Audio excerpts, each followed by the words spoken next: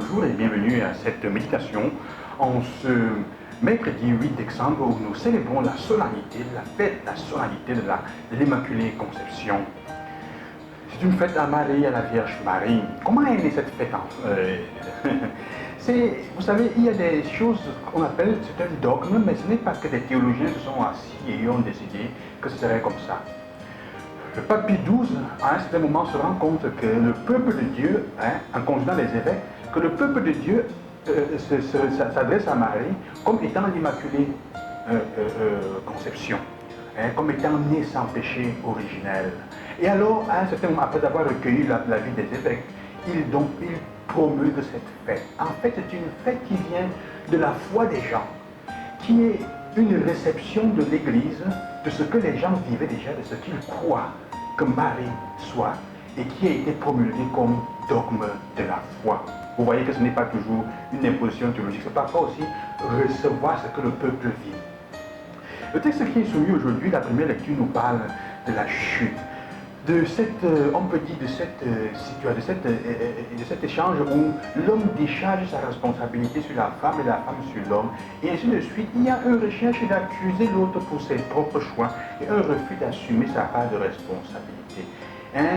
Dieu dit à l'homme, où es-tu donc?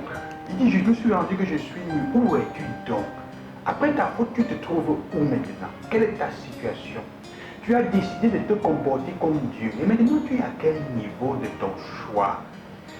Tu as décidé dans ta vie d'effacer Dieu, de te reculer par non-humilité, qui est le contraire en effet de l'Immaculée Conception. Marie conçue sans péché originel veut dire en fait qu'elle est conçue sans cette dimension, sans l'adhésion à ce péché d'orgueil qui pousse l'homme en effet et la femme à continuer à se renvoyer la faute. Et ensuite, sur le pauvre serpent qui ne peut pas parler, au moins disons-nous comme ça. Donc, elle dit, toi, qu'est-ce que tu as fait? Où es-tu donc maintenant? Alors, la question nous est posée aussi aujourd'hui, frères et sœurs. À quel point sommes-nous après nos choix de tétudesse? Je refuse Dieu. Je fais mes choix. Je ne veux pas me marier à l'église. C'est-à-dire que j'accepte peut-être le baptême, mais je ne veux pas me marier à l'église. Et beaucoup d'autres choses. Dans mes choix quotidiens, je refuse de choisir selon ma foi. Où es-tu donc avec tes choix? Ça t'a mené où, ce que tu es en train de faire en refusant Dieu? Aujourd'hui, vous voyez, frères et sœurs, on continue aussi à décharger les fautes les uns sur les autres. C'est toujours la faute de quelqu'un d'autre. On cherche un bouc émissaire. Et la situation que je suis en train de me rendre compte aujourd'hui, c'est que tant qu'on ne prendra pas chacun sa responsabilité au niveau global, on n'affrontera pas les problèmes comme il se doit. Je prends un exemple. Je sais que beaucoup de gens, pour le moment, ne seront pas d'accord. On risque de m'accuser de certaines choses, mais je vous demande de bien voir ce que je veux dire. Alors, par exemple, là où on a un homme qui est violent envers une femme, envers sa femme, les violences faites sur la femme, on laisse il y a quelques jours, la journée contre les tueries des femmes. Souvent, c'est un homme qui, dans sa famille, a vu son père taper sa femme, ou toujours prendre tout. Et souvent, sa femme ou les femmes de son entourage n'ont jamais rien dit. Il a donc emmagasiné que c'est comme ça. Souvent, d'ailleurs, même la mère de son père a cautionné qu'on tape sa femme. Ou parfois, derrière, on lui dit si elle fait ça, frère. Il y a des femmes aussi qui cautionnent ça. Ce n'est jamais toujours la faute seulement des hommes. Écoutez bien, je ne veux pas enlever la gravité des choses, mais j'ai dit qu'il faut prendre le contexte. Chacun doit assumer sa responsabilité. Un homme qui devient un violeur, généralement, a été encouragé, a été agrandi avec la possibilité qu'on ne lui ait jamais dit non. Sa propre mère, ses propres soeurs ne lui ont jamais dit non quand il fallait. On lui a tout donné, peut-être c'était l'unique. Et au moment où une fille lui dit non, il pense qu'il peut tout prendre par la force. Il va violer la personne. S'il faut assumer les responsabilités, ce n'est jamais la faute de celui-là. Quelqu'un qui viole un enfant, il y a toujours autour de lui, et où il a été violé lui-même, et on a caché. Femmes et hommes ont soutenu et ont caché la chose, et après on continue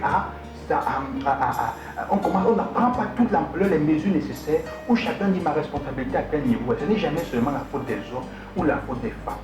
Il y a toujours un concours de circonstances de tous. La fête de Marie nous invite donc à être humbles, à rechercher cette dimension d'humilité où chacun assume ses responsabilités, frères et sœurs. Et on ne décharge pas sur les autres. Ça recherche la faute de ceci. Vous savez qu'il y a des pays où quand tu as un accident, on ne donne jamais la faute complètement à quelqu'un d'autre. Elle est toujours partagée, ou à 70 et 30%, mais il y a un partage parce que tu as ta responsabilité. Et nous ne devons pas prendre la place de Dieu. La fête de l'Immaculée Conception, c'est la fête, en fait, c'est la fête, la célébration de ceux qui reconnaissent leur place, Marie dans son humilité. Et on en parle, dans la Bible, on voit comment elle se recule. Elle ne se vante jamais d'être la mère du Sauveur, bien que parfois on l'a vu. Jésus dit heureux plutôt la femme qui écoute la parole de Dieu. Elle se retire, elle ne dit rien. Pourquoi? Parce qu'elle sait ce qu'elle est et ce qu'elle vaut. Dieu lui-même l'élèvera. Demandons au Seigneur cette grâce pour nous-mêmes.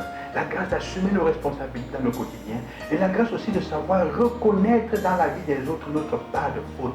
Ce n'est jamais seulement la faute d'Ève qui a dit c'est la faute du serpent. Ce n'est pas la faute du serpent seulement parce que Ève a pris ses pieds et ses mains pour le faire et Adam a accepté qu'elle adhérait à ce choix-là. Que le Seigneur nous aide donc dans ce choix et qu'il vous bénisse en sachant qu'il nous accueille toujours et il nous rend toujours, il est toujours là pour nous donner ce qui est bien pour nous. Loué soit Jésus-Christ et à demain.